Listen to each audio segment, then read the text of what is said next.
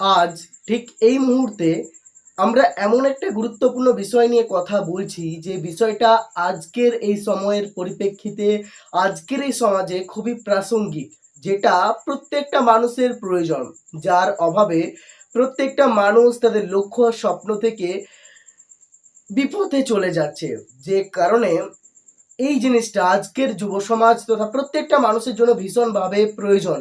এটা এমন একটা জিনিস যা তোমার জীবনকে সম্পূর্ণভাবে বদলে দিতে পারে।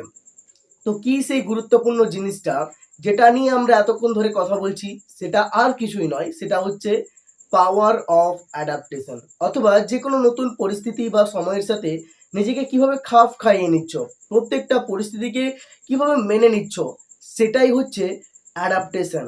আর এটাই তোমাকে তোমার জীবনে বাড়িয়ে তুলতে হবে।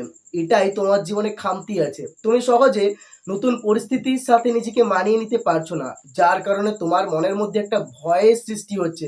আর যে ভয়ই তোমাকে তোমার জীবনের লক্ষ্য থেকে দূরে সরিয়ে আনছে, তোমার ভেতরে সেই ভয়। নিজেকে পরিস্থিতির সাথে মানিয়ে নাও এবং তারপর নিজেকে এতটা পরিবর্তন করো যাতে সেই পরিবর্তনের আঁচটা কেউ না পায়। নিজের জানতে অন্যের অজান্তে তোমাকে পরিশ্রম করতে হবে, নিজেকে বদলাতে হবে।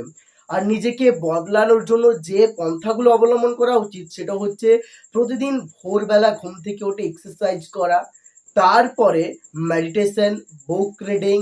এগুলো এমন একটা জিনিস যেগুলো তোমার জীবনে গড গিফটেড এর মতো কাজ করবে, যেটাকে তুমি যদি কন্টিনিউয়াসলি ভাবে ডিসিপ্লিনের সাথে করতে পারো, তবে একদিন তোমার জীবন বদলে যাবে।